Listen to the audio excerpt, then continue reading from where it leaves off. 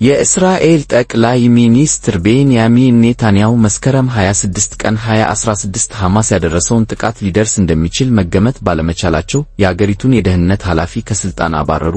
የእስራኤል ካቢኔ ሐሙስ ባደረገው ስብሰባ ጥቅምት 2021 የሺን ቤት ዋና ኃላፊ ሆነው ለ5 ዓመታት የተሾሙት ሮነን ባርን ከስልጣን አጽድቋል። ኔታንያሁ ባርን ከስልጣን ለማንሳት ማሰባቸው እሁድ ዕለት በቪዲዮ ባስተላለፉት መግለጫ አስታውቀዋል።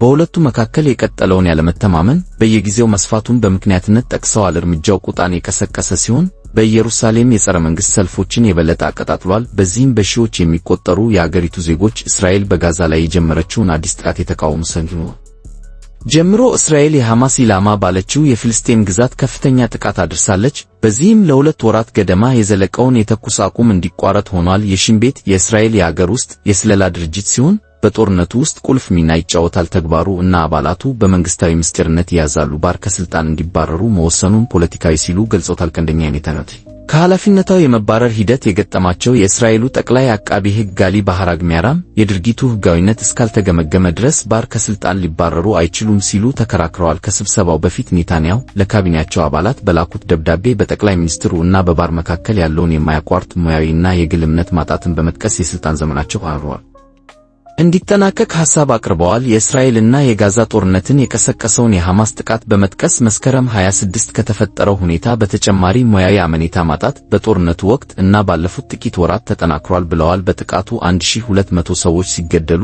251 ሰዎች ታግተዋል። እስራኤል በጋዛ ውስጥ በፈጸመችው ጥቃት 48,009 በላይ ፍልስጤማውያን መገደላቸውን ከጋዛ የጤና ሚኒስቴር የተገኘው መረጃ ያሳያል። ከእነዚህም ውስጥ አብዛኛዎቹ ሴቶች እና ሕፃናት መሆናቸውንም በሐማስ አስተዳደር ስር ካለው የጤና ሚኒስቴር የወጣው መረጃ አመልክቷል። እስራኤል በጋዛ በፈጸመችው የተቀናጀና የማያባራ ጥቃት 2/3 የጋዛ ሕንጻዎች መውደማቸውን የተባበሩት መንግስታት ድርጅት አስታውቋል።